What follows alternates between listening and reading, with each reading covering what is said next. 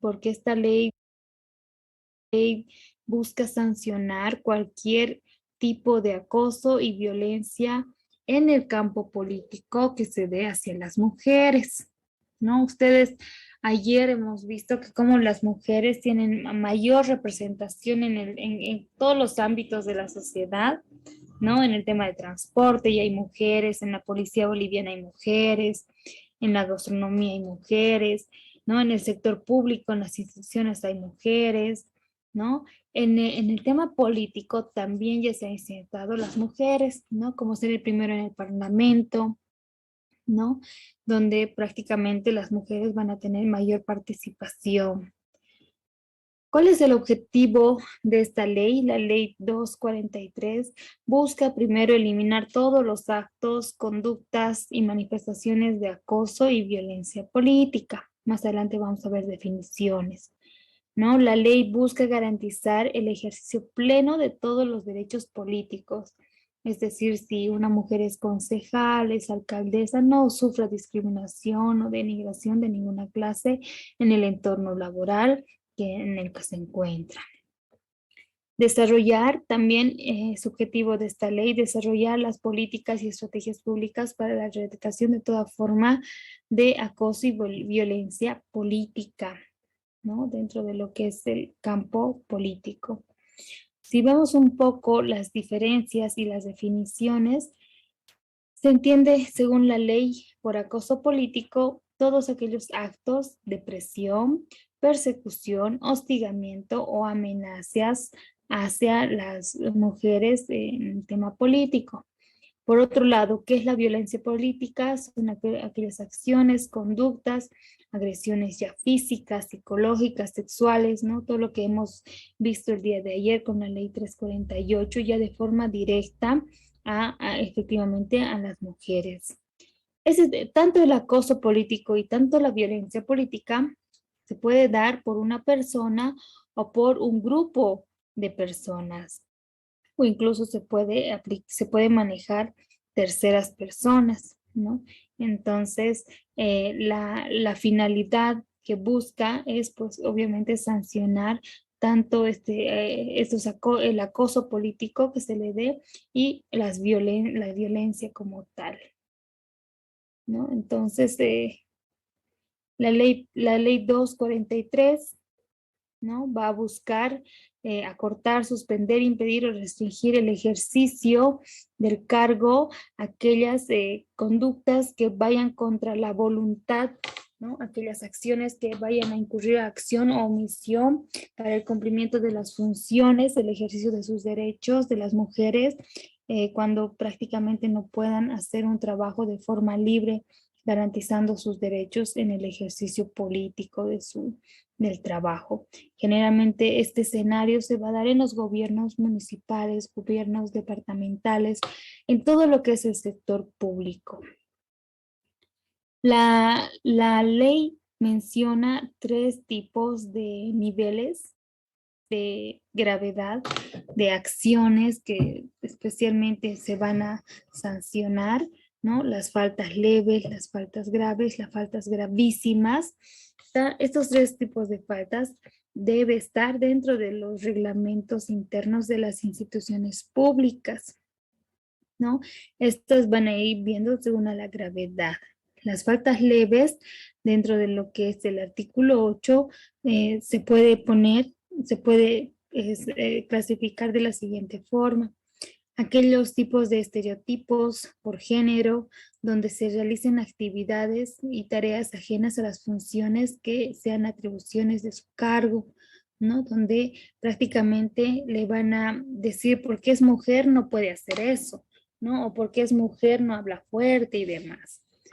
Otra falta leve que menciona el artículo 8 es asignar responsabilidades donde tenga como resultado la limitación del ejercicio de la función política pública, ¿no?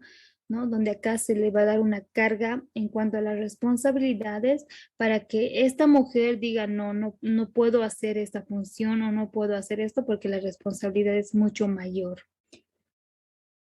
Otro tipo de faltas es proporcionar información falsa, errada o imprecisa que va a inducir a esta mujer a ejercer de forma inadecuada o cometer errores en la función pública política, ¿no? Donde un compañero agrede, induzca en error, estaría categorizado como una falta leve, ¿no?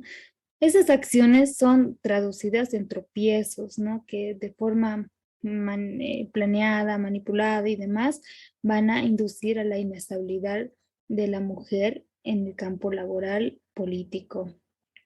Respecto a las faltas graves, ya vamos a ir viendo de qué acciones ya de una forma más eh, polémica, más incómoda a la mujer van a hacer que incluso quieran declinarle de su fuente laboral, ¿no? Evitar que las mujeres asistan a las sesiones ordinarias, extraordinarias de cualquier para la toma de decisiones, ¿no? También sería una forma de falta grave. También proporcionar al órgano electoral plurinacional datos falsos, información incompleta de la identidad o sexo de la persona que es candidata. Esto para ir a la proposición, llegar a la proposición de las candidaturas, cuando a un proceso de preselección para un proceso electoral. Impedir o restringir la reincorporación al cargo cuando hagan uso de una licencia justificada, ¿no? Generalmente los de recursos humanos manejan ese tema de los permisos cuando se va a negar que retorne a su fuente laboral, indicando que ha habido un abandono laboral, ¿no? Que puede arguirse por ese lado para retirar a la funcionaria. Restringir el uso de la palabra en las sesiones y su participación en comisiones, comités y otras instancias, ¿no? No dar la palabra, no permitir que pueda expresarse. Restringir o que impidan el incumplimiento de los derechos políticos a las mujeres que sean autoridades públicas u ordinarias, ¿no? Ya empezamos a ver que se está dando, acá ya no son tropiezos, ¿no? En estas faltas graves vamos a ver que ya son acciones que van a limitar el comportamiento de las mujeres. Restringir o impedir el uso de las acciones constitucionales y legales para proteger sus derechos. Si demandas, te vamos a botar del trabajo, ¿no? Más o menos una amenaza por ahí. Imponer sanciones injustificadas, impidiendo o restringiendo el ejercicio de sus derechos políticos, ¿no? Las sanciones injustificadas dentro de lo que es una instancia pública serían los famosos memorandos de llamadas de atención, ¿no? Donde por algo injustificado, o sea, me entregaste el informe 10 minutos tarde, entonces memo de llamada de atención o memo de llamada de atención severa, ¿no? Dense cuenta la magnitud de estas acciones que ya van a limitar el comportamiento de las mujeres en el sector político. Aplicar sanciones pecuniarias, que son sanciones económicas, descuentos arbitrarios e ilegales o retención de salarios, ¿no? Dense cuenta la magnitud de estas acciones que van a encaminar a controlar el comportamiento de las mujeres. Discriminar por cualquier razón y que tengan el objetivo de anular o menoscabar el reconocimiento, goce o ejercicio de las condiciones de los derechos humanos de estas, de las mujeres en el sector público, ¿no? Ya aquí las acciones se ven más limitativas a su comportamiento. Ahora vamos a ver las faltas gravísimas que sí se van a notar que son más fuertes.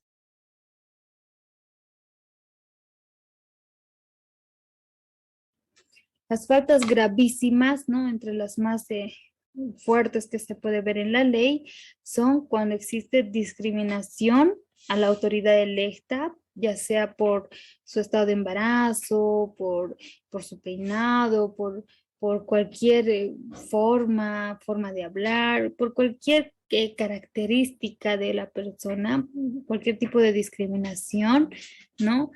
¿Cómo entendemos la discriminación? Por el alejamiento, ¿no? Por el tema de hacer a un lado a esta persona, menoscabar su opinión, no dar paso, no respetar su forma, su mentalidad, ¿no? Prácticamente negarle todos sus derechos, ¿no? Bajo esa consigna de que está embarazada o de que tiene eso, que tiene el otro. Otra falta gravísima es la divulgación de información personal y privada. Por ejemplo, el tema de que tenga una enfermedad como el VIH-Sida, por ejemplo, que se publique eso en el entorno, gravísimo, ¿verdad? Divulgar información falsa relativa a sus funciones político-públicas con el objeto de desprestigiar o obtener su renuncia, ¿no? En esas divulgaciones están las famosas denuncias de corrupción, ¿no? De que el alcaldesa ha recibido tal dinero, la concejala ha recibido tantos, ¿no? Entonces, esta divulgación falsa pueden llegar a que exista una presión en la mujer y pueda renunciar. Presionar o inducir a presentar su renuncia, ¿no? Es más fuerte, ¿no? Porque ya aquí van a tomar acciones más directas donde prácticamente van a anular todo derecho a esta persona, que son las mujeres en el ejercicio político.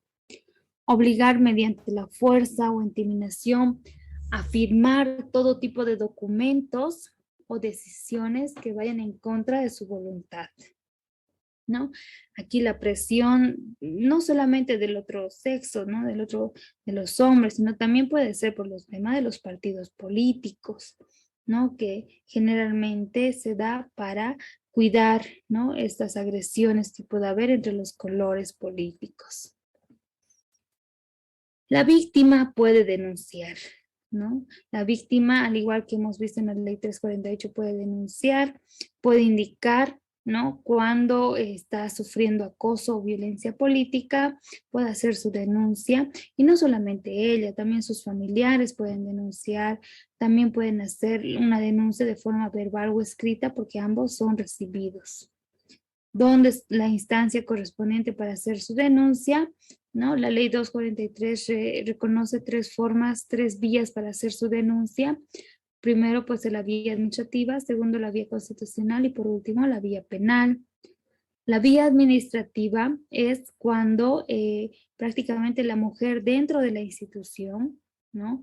Dentro de la institución denuncia a las personas que están cometiendo este tipo de violencia, ¿no? A los agresores para que se abra un proceso disciplinario. El proceso disciplinario que se abre dentro de una institución pública va a estar a cargo de una autoridad sumariante, ¿no? La autoridad sumariante se va a encargar de hacer el papel de juez, donde va a escuchar a la víctima con su denuncia y a la defensa del agresor, ¿no? Una vez escuchadas ambas partes, la autoridad sumariante va a dictar una resolución, ¿no? Donde puede sancionar, ¿no? Puede categorizar que son faltas graves, leves, gravísimas, ¿no? Generalmente si se identifica que es una falta leve, simplemente va a ser una amonestación escrita, que es un memorándum de llamada de atención. Si es una falta grave, pues aquí ya va a haber un descuento del 20% de su salario. Si es una falta gravísima que se ha evidenciado, va a existir una suspensión temporal del agresor por 30 días, ¿no? Y todas estas sanciones se registran. La otra vía es la vía constitucional, ¿no? Que generalmente la víctima puede accionar con todas las medidas que establece la Constitución Política del Estado, como ser la acción de libertad, el amparo constitucional, la acción de inconstitucional, la acción de cumplimiento y entre otras. Cabe recalcar que en la vía constitucional, por ejemplo, en el amparo constitucional se exige que se cumpla se agote todas las vías, ¿no? Entonces, para la acción de inconstitucional, ¿no? Habría que ver qué tipo de acción pueda favorecer. Y por último, la acción penal, la última vía, ¿no? En la acción penal ya la víctima va a hacer su denuncia ante el Ministerio Público, va a denunciar los delitos, ¿no? Como tal, en el Código Penal están los artículos, el artículo 148 escrito en lo que es ese tipo de delitos, ¿no? El acoso político contra mujeres está sancionado de 2 a 5 años, ¿no? La violencia política un poquito más, ¿no? De 3 a 8 años, ¿no? Entonces, en ambos casos también puede irse a la vía penal. Existe instancias donde la mujer puede hacer, al igual que la violencia general, física, psicológica, sexual que hemos visto ayer, de igual forma las mujeres que sufren violencia en el entorno político también pueden acudir a lo que es el SLIM, pueden acudir a las instancias públicas y como hemos visto, las instancias constitucionales y administrativas. ¿No? Existen en el tema político asociaciones de concejalas de la paz, imagínense, donde acá están precautelando incluso las asociaciones concejalas de Bolivia. Bueno, entonces hay agrupaciones que buscan precautelar los derechos de las mujeres en el campo político. Quizá esto no es tanto de conocimiento de nosotros porque no todos ejercemos el cargo político, pero sí es necesario saberlo porque en un futuro cualquiera puede introducirse en este sector. ¿Hubiese preguntas, comentarios? Con esto hemos concluido la jornada de leyes. Si hubiera preguntas, consultas, los escucho.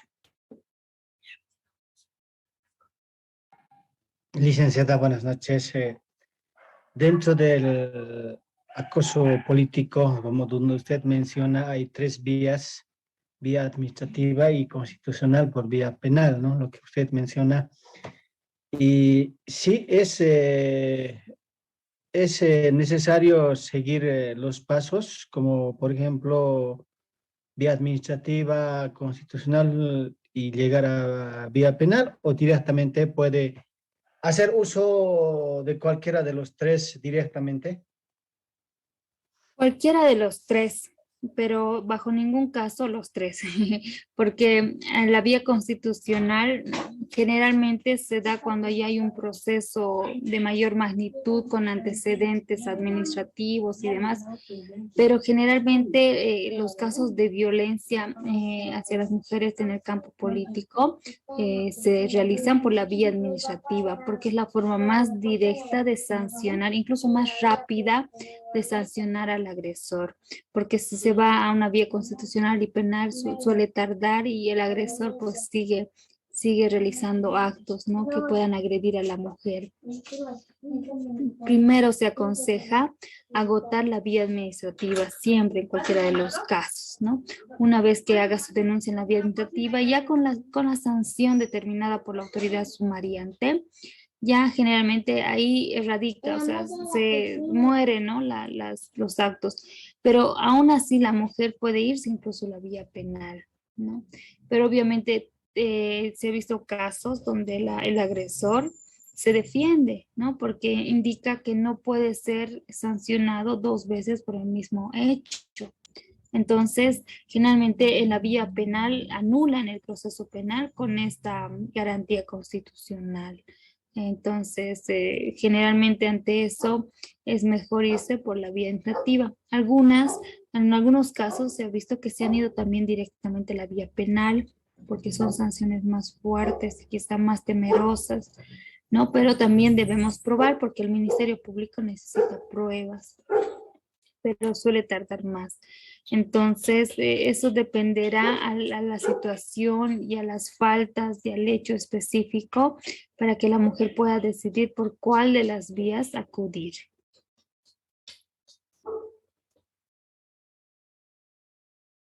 Gracias, Licenciada. Bueno, ¿hubiese más comentarios, más preguntas?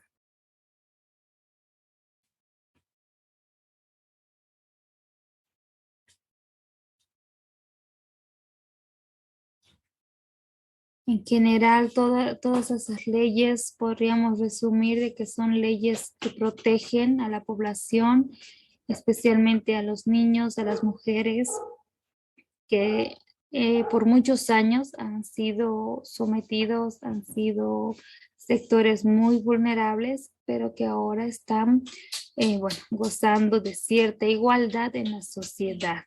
Y lo que se busca es, pues cumplir el goce de los derechos, tanto de los niños, niñas, adolescentes, como de las mujeres, especialmente de las mujeres que están teniendo mayor representación en todos los campos de la sociedad, ¿no? Solamente falta una presidenta mujer que, miren, hace poco lo tuvimos y bueno, a un futuro quizá va a ser más común, ¿no? Esta es la idea de que exista una igualdad social.